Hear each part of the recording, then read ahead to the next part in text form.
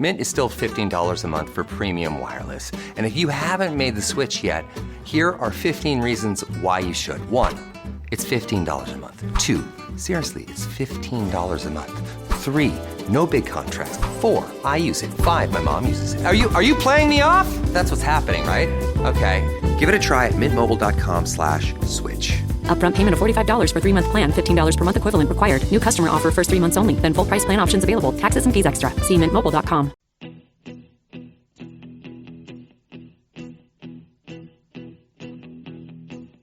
When I wake up, well, I know I'm gonna be the man who wakes up next to you.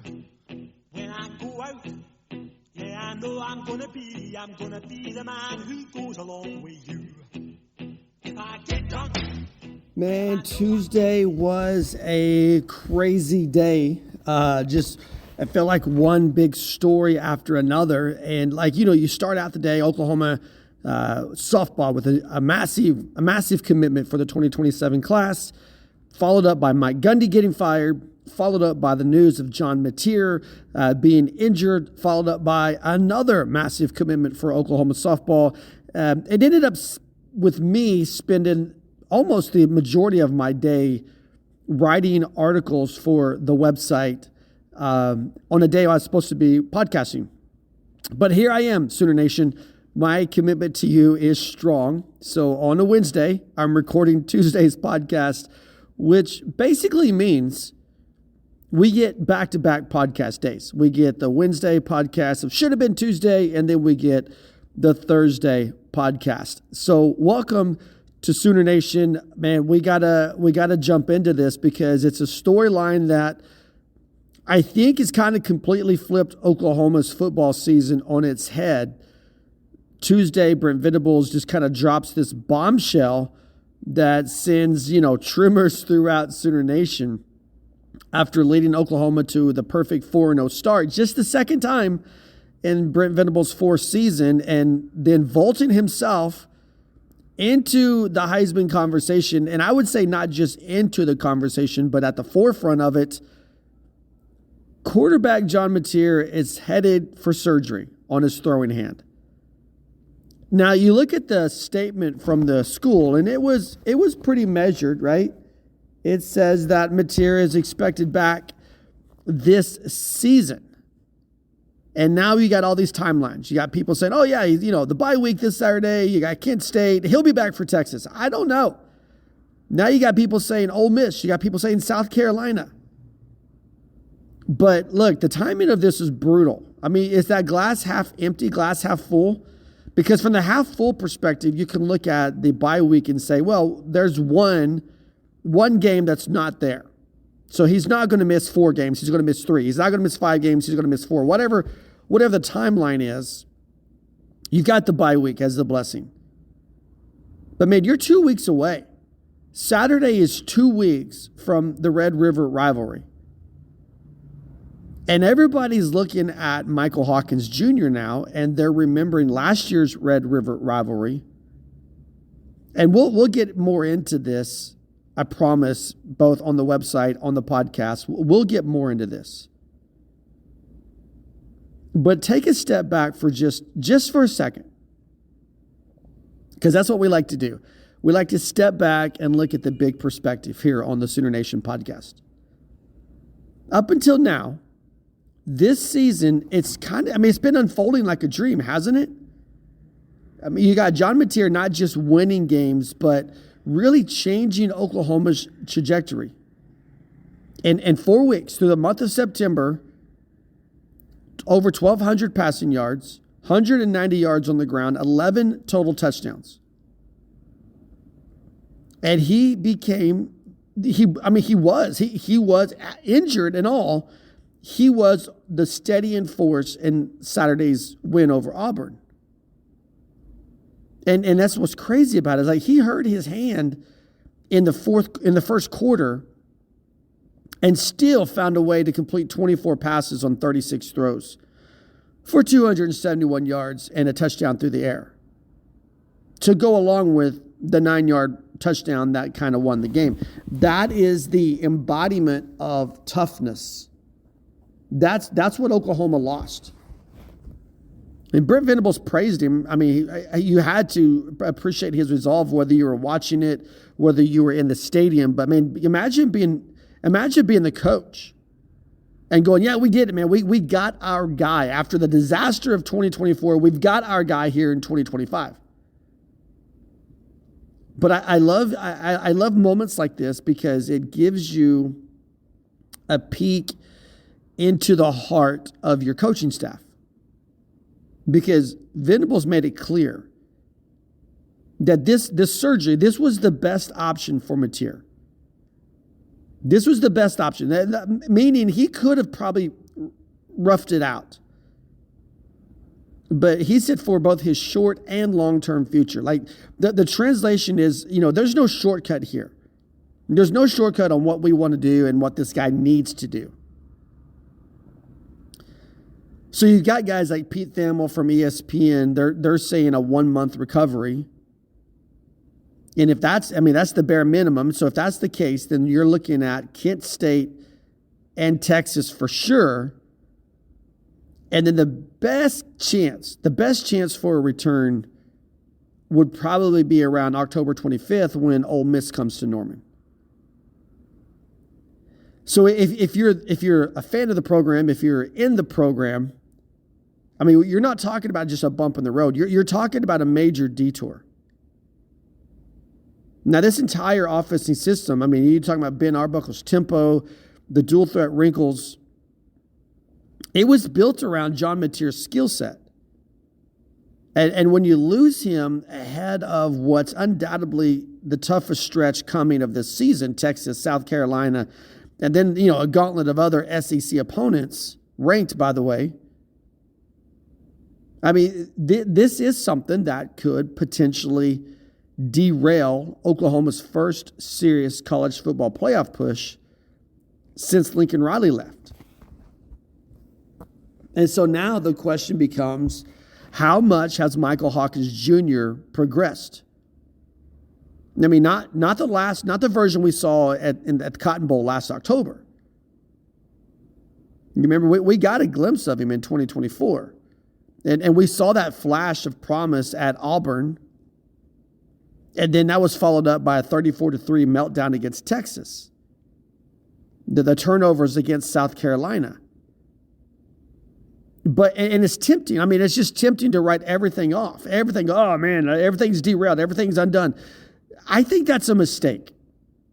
I do. I think it's a mistake. I don't think it's a mistake to be worried. I don't think it's a mistake to voice concerns. But to write this guy off based on what you saw last year, here's why. Here's why I believe that's a mistake. First, keep in mind that Michael Hawkins Jr. is a year older. And he's far deeper into Ben Arbuckle's system, which we see as a better system than what he was under last year.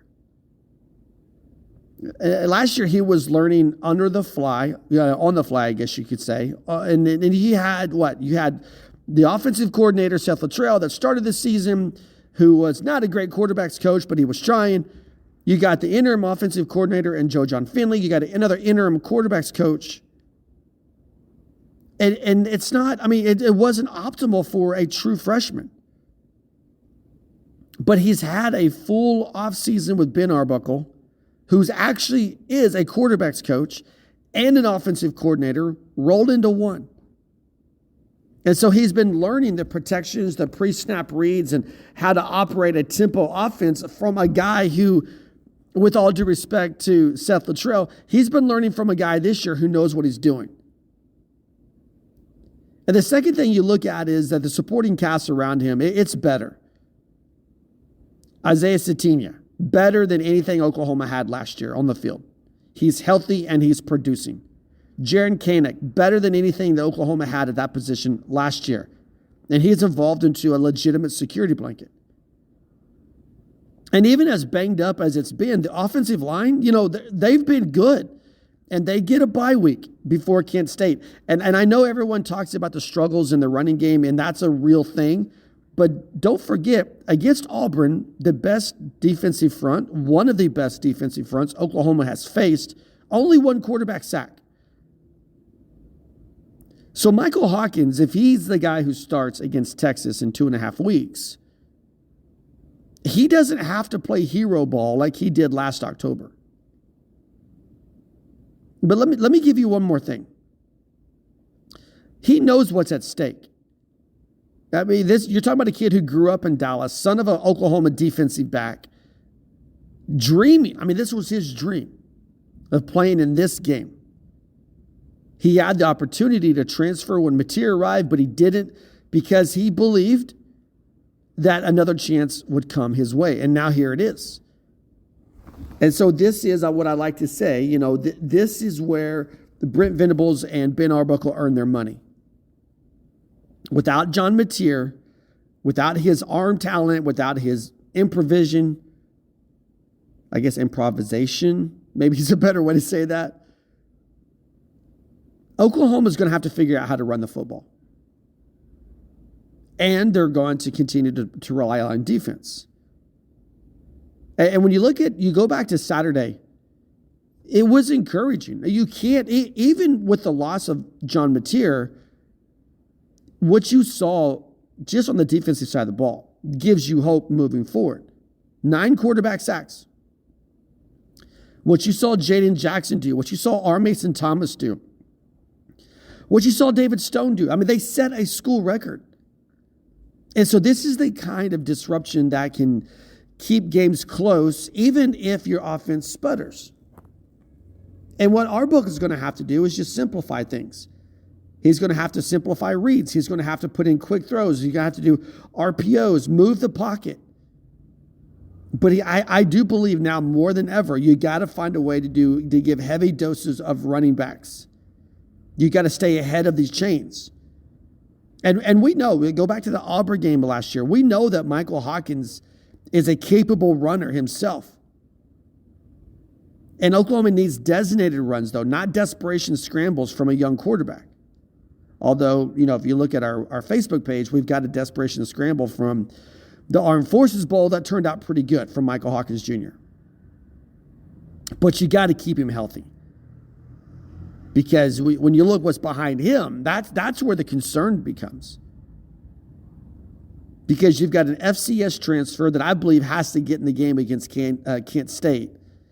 And you've got a true freshman. And as bad as the Red River Rivalry was in 2024, no one wants to relive Davis Bevel, right? And I think I want to go back to the offensive line. Because I think there's another pivot here, another pivot point. And Venables says it himself. Like, they have to move the line of scrimmage.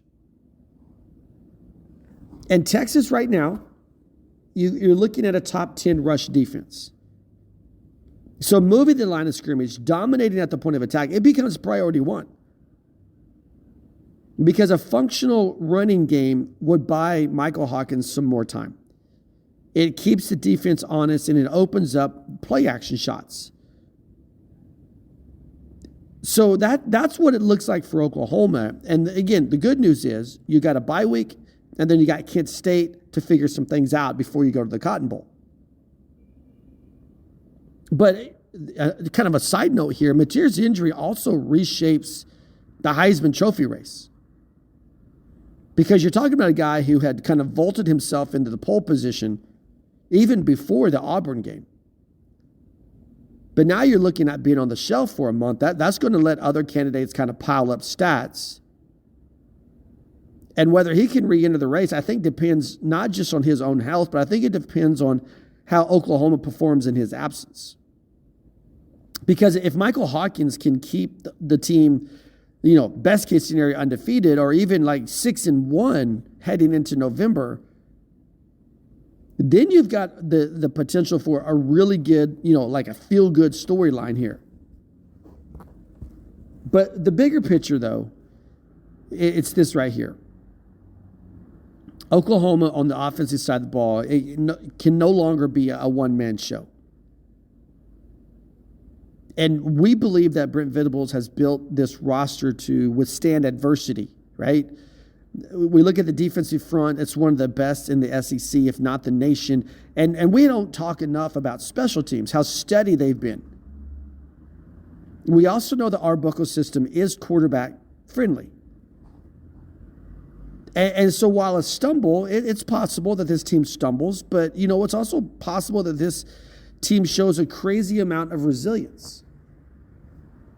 And the natural reaction here in Norman is it's dread, because everyone circles, both sides of the Red River circled that game on their calendar. Everybody makes plans around the second Saturday in October. And the last memory we have of Michael Hawkins in that game is a blowout. But I think you have to look how far this program has come since then. I think you got to look at the defense. I mean, it's night and day. They were good last year. They are great this year. The offense continues to take steps forward. And I think the locker room kind of has that edge back that they didn't have in 2024. As a team, they have that swagger. So if anything, I think Mateer's injury is probably an early test of the culture that Brent Venables has been preaching. The next man up type mentality, that accountability, the no excuses. And I think if you go back and look at film, go back and look at the Armed Forces Bowl. Michael Hawkins has the tools, and now he has the coaches around him to kind of steer this ship. And the way he does it, I don't think it just, it's not just going to decide Oklahoma's playoff hopes. I think it's going to shape the perception around what Brent Venables is doing. So yeah, a broken hand, a broken wrist, whatever it is, it's a gut punch from hearing that about John Mateer. But it is not a death sentence. The Sooners still control their own destiny. They still have a bye week to recalibrate. They've got a soft landing from the bye week against Kent State. And you've got a defense that is capable of winning games. So I believe that they can survive until John Mateer returns. So the season's narrative, it's shifted from Mateer's Heisman run to a question of, collective resilience. And the question's linked. Can Michael Hawkins seize the moment? Can the offensive line finally figure out a way to impose its will? Can Brent Venables' defense continue to be that dominant force on the field? And if you answer all those questions in the affirmative, then John Mateer's comeback could really set up a November surge. But if those questions the answers turn out to be negative, and 2025 becomes another what-if year, I mean, you got all kinds of problems, right? But I think the odds, the chances of that scenario are less. But either way, next month we'll reveal what Oklahoma football really is under Brent Venables. So, I mean, look, take a breath. Yeah? I mean, the schedule ahead is brutal. Yeah, the quarterback room is suddenly more thin than it was. But this is also a deep and complete Oklahoma roster. Probably the deepest and most complete that Brent Venables has had. So if Michael Hawkins Jr. plays within himself and the line gives him some time and they can figure out how to run the football, then I think they can weather the storm. And maybe come out on the other side a little bit stronger. So we got more coming. This is the Sooner Nation podcast. Thanks for hanging with us. We'll be right back. Hey, it's Paris. I love sparkly things, right? Like stars. Duh. And thanks to Hilton and AutoCamp, I just slept under them.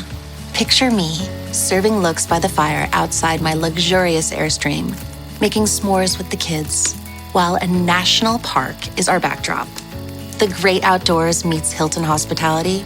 That's hot. Explore all the new ways to stay at Hilton.com. Hilton for the stay. They got Willa. They got my daughter. I need to find her. From acclaimed director Paul Thomas Anderson. You can save that girl. On September 26th, experience what is being called the best movie of the year. This is the end of the line. Not for you. Leonardo DiCaprio, Sean Penn, Benicio del Toro, Tiana Taylor, Chase Infinity. Let's go! Here I am. One battle after another. Only in theaters September 26th. Experience it in IMAX. Rated R. Under 17, not admitted without parent. You can't hide. Welcome back to the Sooner Nation podcast. This is the part where I get to ask you to like and subscribe. Thanks so much for hanging with us. Thanks for being a part of what we do, both on the website, heartland-sports.com, and here on the podcast. If you're catching us on Spotify, if you're catching us on YouTube, if you're catching us on TuneIn, Apple Podcasts, wherever you're finding us, I want to say thank you and ask you if you could just give us that subscription. It helps, it helps, it helps. I want to take, for the second part of the podcast, I want to take a step back and look again a Saturday. Let's talk about what happened. Because, I mean, obviously we didn't know. We didn't know about John Mateer. But even with that knowledge we have now, it didn't feel like just another win. It felt like a referendum, right? To me, it felt like a referendum on everything that Brent Venables has been building since he took over this program. That 24-17 win, it wasn't pretty. It wasn't flashy. But it was exactly that kind of gritty, physical, SEC power type game that Oklahoma was told that they couldn't win. And we knew, everybody knows. It is no secret. It is no secret they would not have won this type of game in 2024. But they didn't just survive. They were able to impose their will. And it's the second time against a top 25 team that they've put together a late drive that finishes the team. But let's start with the defense, because that's the story. That's where this game turned. 9 quarterback sacks. 9. That is an insane number in any game, let alone against a ranked opponent from your conference. I mean, what Todd Bates and Miguel Chavis have built is this is a defensive front that just, it looks like a factory, right? I mean, it doesn't matter who's in there. And, Venables told the guys before the game that the only non-negotiable is that the storyline had to say, y'all played your butt off. And in Brent Venables' own words after the game, mission accomplished. But here's some things that stands out to me. Most importantly on the defensive side is that 8 different players, 8 different defenders recorded at least a half a sack. So this wasn't I know everybody knows about R. Mason Thomas. I mean, the second half turned with R. Mason Thomas. But this wasn't just about one superstar. This game showed depth and a relentless effort that just kind of breaks an opponent in the fourth quarter. And man, that's what you want. That's what we had hoped for. That's what Brent Venables preached when he arrived 4 years ago. And now we're seeing it come to fruition. But then there is John Mateer, right? And look, the injury, we talked about it. But he deserves his flowers for what he did. It wasn't a clean day. We know about the fumble, and understanding a broken hand maybe gives more insight into that. But when it mattered the most, broken hand and all, 6 for 7 on the go-ahead drive, and he finished it himself with a 9-yard touchdown run, which was, by the way, the longest run of the game for Oklahoma. This all comes in his first SEC start. The dude delivered. And that's the kind of moment that kind of galvanizes the locker room, that rallies everybody. Go back and listen to the post-game comments. How many of those guys just said, he's straight up a dog, right? They love their quarterback. And honestly, for Mateer, that's the kind of moment that you dream about. As a quarterback, you dream about the game-winning drive. And not only that, you dream about delivering, being the guy who delivers, pulls the trigger. And that's what he did. And if you want to find some hidden gems in Saturday's performance, I think you go back to Jaron Koenig. I mean, I don't know. We keep saying, we have to say it. Converted linebacker turned tight end. Because every week, it's like, this guy was a linebacker. And it's just like, it becomes more and more unbelievable how talented, how athletic he actually is. Because this was conference play. Over 60 yards receiving. They put him in key packages. He's learning to block and be effective. Way more effective than what we saw from this position last year. He's helping protect that edge. I mean, he is becoming literally, I believe, a Swiss Army knife for this offense. And I think four games into the season, now that we have actually seen him, contribute, come through in conference play, this guy becomes one of the major stories of the season. Now, we got to talk about Cortland Gilroy. We got to talk about that secondary. Because it has been, through 3 weeks, solid, super solid. After the fourth week, you say, man, it's a work in progress, right? Because you got a freshman in Gilroy who learned on the fly. And, I love what he said after the game. He didn't show defeat. He said, that was a day I'd like to have back. But you got to, I think in moments like this, you got to look back at Brent Venables and his track record. Because he's the guy that more times than not, those mistakes will turn into growth. And even though Gilroy, I mean, there were a couple of big plays given up by this defense. But also the front seven is the type of unit that really, it covers a lot of sins, right? And also, you look at that sideline and you see that Eli Bowen should be back very soon. And I said this in the opening segment. I think another underappreciated storyline that we don't talk enough about is special teams. Tate Sandell he nailed 3 field goals. Grayson Miller flipped the field with a 54-yard punt. Average. That was the average. And when you're looking at a one-score game, those are the hidden yards. Those are the kind of the points that really matter in the game when you're talking about the field goals. And that's the kind of thing that you only notice when you're losing. But it's a huge, I mean, honestly, it was a huge reason Oklahoma walks off the field with the win. And there's no denying that the offense has some work to do, especially in light of the quarterback situation. 32 rushing yards on 26 carries. I mean, that's just, we all know. Everybody knows. It is not a secret. That's not going to cut it. That's not going to win a game against LSU. That's not going to win a game in Knoxville. That's not going to win a game in Tuscaloosa. But even with that struggle, Oklahoma, and I think this is why we can have hope in Michael Hawkins. Because even in that struggle, Oklahoma found ways to move the ball. Isaiah Sategna, 9 catches, 127 yards. Those are career highs. And I don't really want to open back up the debate. I think the SEC owes an apology, honestly, to Oklahoma. Because there was no huddle, and the SEC said they huddled. There was no substitution, and the SEC said there was a substitution infraction. They ran the play by the officials before the game. Sategna checked with the sideline official just to get lined up. This is, if you want the truth, I said I didn't want to open up this can, but I'm going to.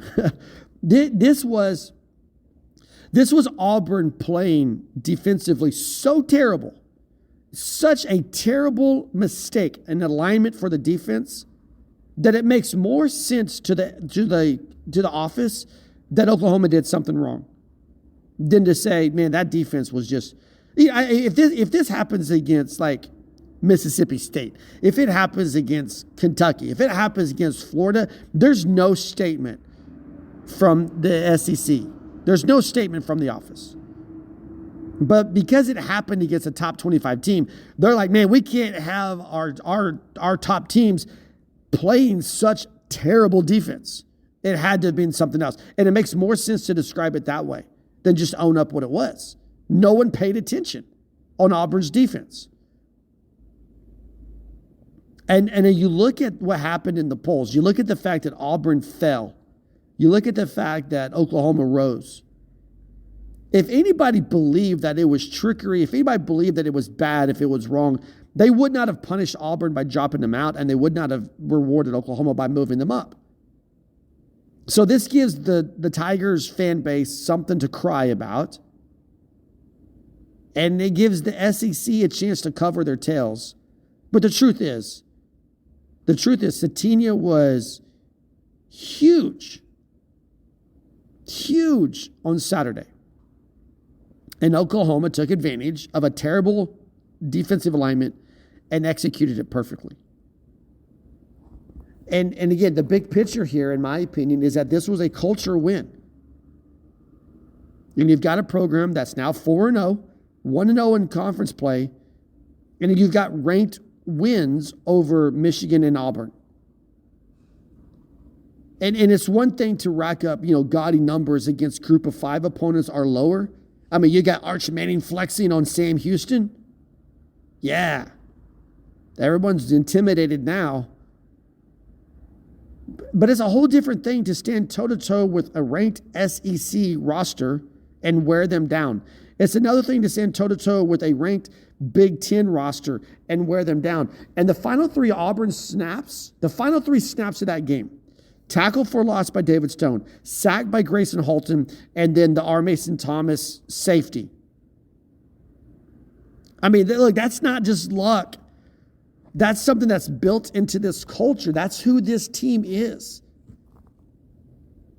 And there's some intangibles in here that they're frustrating to me, but they also give me hope moving forward. Because, again, Oklahoma lost the turnover battle. They've lost the turnover battle every week. Every week. They're 4-0 in record, but they're 0-4 against the turnover battle. But they've only given up 9 points. Only 9 points off of the turnovers all season long. And they haven't, we know this story, they haven't forced a turnover themselves, but yet they still rank top 5 nationally in major defensive categories. And so that tells you 2 things. One, this defense, it plays clean. It plays assignment sound football. And then the second thing is that the ceiling is going to even get higher once the takeaways begin to arrive. And I don't think we can talk about this game without mentioning Jackson Arnold coming back to Norman, and he finds out firsthand how much his old program has changed. But I mean, look, I think he's changed as well. I think he still has talent. But man, 9 sacks, minus 11 rushing yards on 21 carries, that's a long day at the office. Yeah, and I think the hugs after the game were genuine, but so was Oklahoma's message here. It is, we've moved on. And here's a random thought while we're at it. Is this the deepest collection of defensive linemen Oklahoma has had? I mean, I don't even know back in the early 2000s if they were this deep. We're talking about rotating 10 guys. 10 guys, and they're all producing. Imagine, you go back in the modern era since 2000, and you talk about defensive linemen. I think two names like immediately rise to the top, right? Gerald McCoy and Tommy Harris. Can you imagine if Gerald McCoy and Tommy Harris played together on the same defensive line? Because I think that's what you've got in Jaden Jackson and David Stone. And then you add in there Grayson Halton. And then you add in there Marvin Jones Jr. And then you add in there R. Mason Thomas. P.J. Adebawore. This is a crazy deep defensive front. And they're all producing. That's something that can sustain you into the month of November. So, I mean, you got to think about quarterback play becoming the front and center of what this team is moving forward. But don't underestimate momentum. Because Oklahoma's going into the bye week 4-0. You got Kent State coming up on the other side. So that's, you're looking at 5-0 before you head to Texas. And that's the best you can hope for. That was what you wanted to achieve. You're going into Red River Rivalry undefeated, battle-tested, and believing in yourself. And when you look at what Brent Venables said after the game, proud of our players, the determination, the resolve, the grit, the ability to overcome. They keep fighting back. They keep striking. And Saturday proved that Oklahoma can win ugly games. We can see them win late games, and they can win in the trenches. So I think regardless of who the quarterback is, that's a recipe not just for a bounce-back season, but that's a recipe, I believe, to become a legitimate contender in the SEC. So the wins may not be all pretty, but they're showing something more important than style points. They're showing that the culture that Brent Venables has been preaching is real. And I think this is a team that it's not just on its way to surviving in the SEC. I think this is a team that could legitimately thrive in the SEC. And I want to talk to you about rankings. We'll bring that up here in this final segment. This episode is brought to you by LinkedIn. Healthcare professionals can lead their careers with LinkedIn. Discover jobs by specialty, preferred shifts, and even desired salary. From mental health therapists to radiology technicians, it's now faster and easier for healthcare professionals to find the right fit. Learn more at linkedin.com/healthcare. Side effects may include faster job placement, improved work-life balance, and increased career satisfaction. As a scientist, I can tell you that Sundays are only 24 hours long. But with NFL Sunday Ticket and YouTube TV, you get every game every Sunday all in one place. That's upwards of 30 hours of NFL in one day. How can there be 30 hours in 24 hours, you ask? I have a theory. Magic. New users get NFL Sunday Ticket for 8 payments of $34.50 per month. Sign up at NFLSundayTicket.com. Local and national games on YouTube TV. NFL Sunday Ticket for out-of-market games excludes digital-only games and commercial use. Terms and embargoes apply. Availability varies. All right, so let's bring it home here with the final segment. First of all, again, I just want to say thanks for everyone who hangs out and listens to the Sooner Nation podcast. I think with this last segment, I want to talk about Oklahoma's surge in the polls. I think it becomes harder and harder to ignore what Oklahoma's doing on the field. When you look at 50% of the wins are over top 25 opponents, regardless of the quarterback situation, I think you have to say that Oklahoma is officially back in the conversation. Saturday's win over Auburn, the Tigers were ranked number 22. And what I was saying in the previous segment, Oklahoma gets rewarded for that.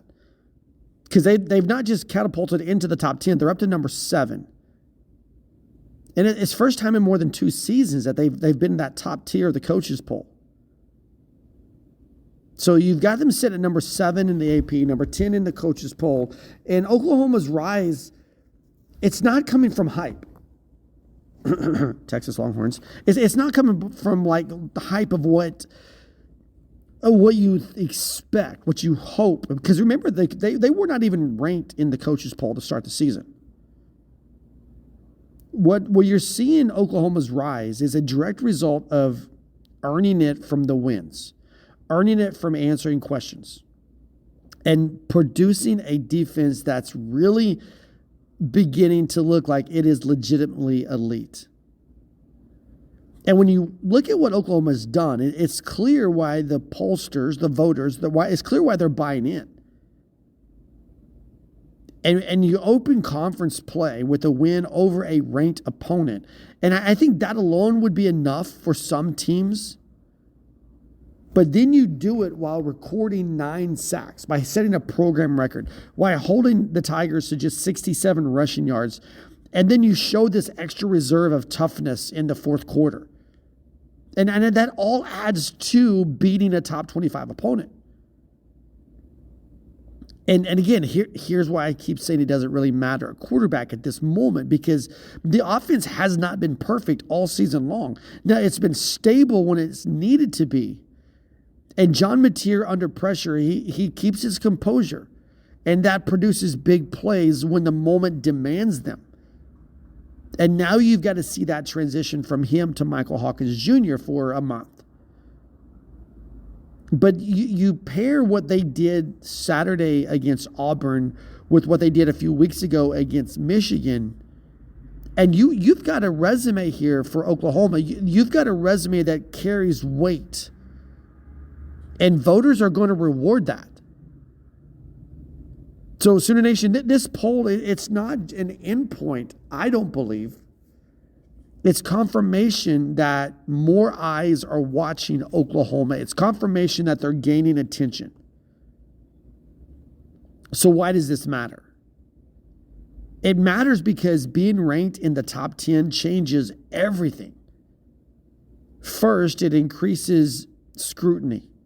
Every play, every penalty, every turnover becomes magnified. Just look at the Auburn situation with the Satinia touchdown. And things that once may have been forgivable, they become costly. When you're top 10, losers are going to sting harder. Expectations are going to rise higher, and media coverage is going to widen. So because of that, your margin for error shrinks.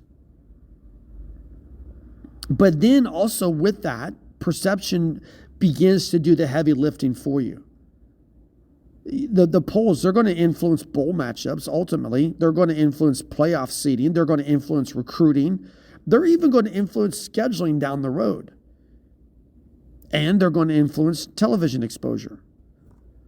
When you look at schools with consistent high rankings, and when they build momentum, it goes beyond just wins and losses. They build confidence. There's this buzz around them, and there's this belief in who they are. And that's what you're seeing with OU. It's more than just a morale boost. It's a validation of the work under Brent Venables. It's being recognized that the defense in particular, it's no longer a question mark. It is a strength. Now, with the good also comes the warning signs. And there's a big, fat, glaring one when you talk about Oklahoma. That's turnovers. This is a program, for as good as they've been through 4 weeks, they've yet to force a turnover. And at the same time, they've committed 6 on their own. Now, like we talked about in the previous segment, so far, opponents have only turned those miscues into a combined 9 points, which is amazing. But that also, at the same time, doesn't guarantee safety. Because everybody knows longevity, everybody knows a turnover margin wins close games. And when you talk about this conference, comebacks and swing plays, they happen every weekend in this conference. And a lack of takeaways is a vulnerability that honestly can be exploited. Another concern becomes the run game. It's still not shown up. You've got one game where they cracked 100 yards by a back, and that was Temple. In Auburn, granted a talented defensive front, but they held Oklahoma's ground game in check. And the passing game has been working, right? And so when the passing game works, that helps. But I mean, do you want to rely every week on late game drives and defensive stops? Is that something you want week after week? Because that's a heavy weight. That is a burden. I think eventually Oklahoma is going to have to find a way to be balanced offensively. And especially when you look at some of the defenses that are coming down the pike for this team. I mean, let's talk about the schedule, right? It is rugged. And now that Oklahoma is ranked highly, it has to carry this momentum, right? And the upcoming opponents, they're going to look at that and go like, top 7, top 5, top 10, whatever. And so now Texas, it's already a rivalry game. It could be a top 10 rivalry game based on what the Longhorns do with Florida. South Carolina is going to try to work its way back into the top 25. I mean, you just on down the road. It is heavyweight after heavyweight after heavyweight. So beating Auburn was huge on Saturday. But also with beating Auburn now comes more expectation. And Oklahoma is a team that they have to be, with this expectation, they've got to be more consistent. They've got to find a way to be more dominant. Because you want the poll rise to be consistent as well. You want it to be lasting. Now let's look at what's working for Oklahoma. The one thing that they have going for it is probably the greatest thing they have going for it, and that's the defense. Where this front 7 has become the centerpiece, the identity of this team. Sacks, pressures, tackles for loss. Those are not statistical flukes. Those are signs every week that Oklahoma's defensive identity is not just real, but it is deep. I mean, look, you look at the rotation against Auburn on Saturday. You got, R. Mason Thomas not even there for the first half, and yet you had 6 quarterback sacks in the first half. This is a defensive rotation that steps up. Depth is not just, depth's not just a thing that they have. Their depth is effective. They have effective depth. And again, that's the kind of performance that resonates with the voters. That's the kind of performance that leads to success. And now you got, going back to the question mark, because it has been working for them, but now like what happens next? Because John Mateer's leadership is something that has stood out, especially in big moments. You got to replace that. But the good news is you've got receivers that are making contested catches. You've got special teams doing their job. They're, field goals, flipping field position. And those supporting pieces, they don't just help preserve leads. They create momentum. They help you avoid collapse. And when a game becomes tight, those are the things that matter. And when you're looking at a new signal caller for 3 to 4 weeks, that's huge, because it's the supporting cast that Michael Hawkins Jr. is going to have around him. So looking forward, the big question is this: can Oklahoma convert what they now have, this momentum and poll recognition, into sustained dominance, even with the backup quarterback? The good news is it's not going to take us long to figure this out. I mean, the next few games, they're going to tell us. If OU can find a way to run the ball more efficiently, if they can keep Michael Hawkins Jr. healthy while Mateer is, working his way back, if they can find a way to avoid turnovers instead of just giving the ball away, and then if they can maintain this defensive pressure, there's no reason they can't maintain or even keep climbing. And the Red River Rivalry, it's looming. That's the kind of game that defines seasons. If Oklahoma shows up strong after, subduing Auburn and taking care of Kent State and Michael Hawkins Jr. looking improved, Oklahoma's no longer going to be looked at as being an up-and-comer. They're going to be looked at as a real threat.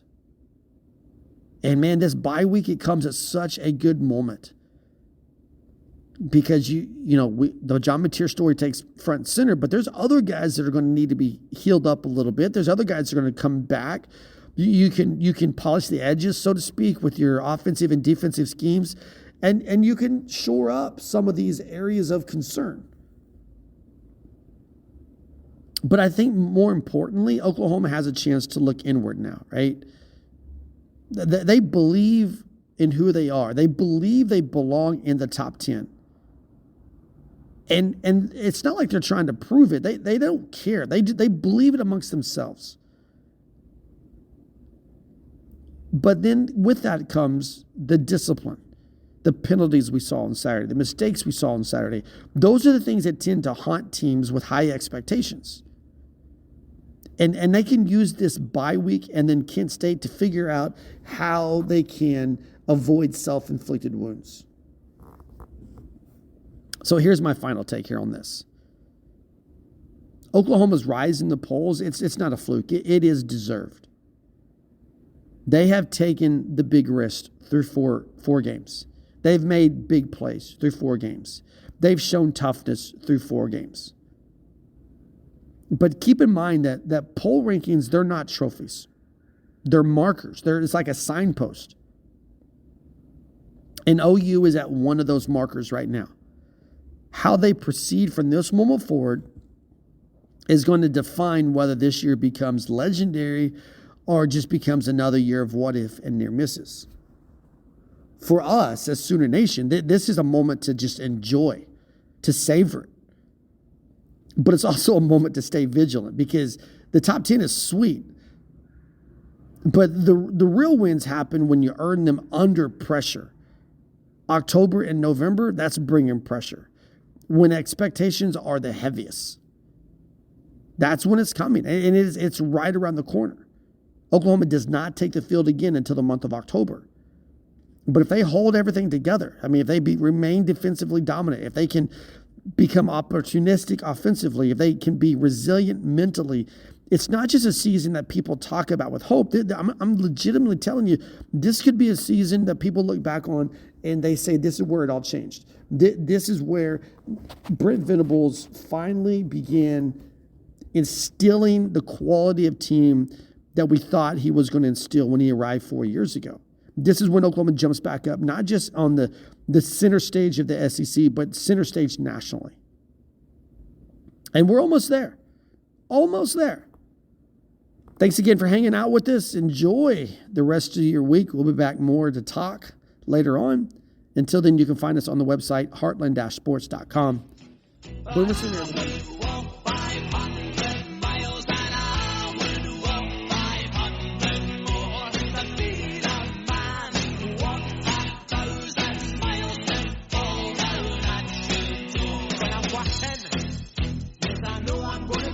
I'm gonna be the man who's working hard for you.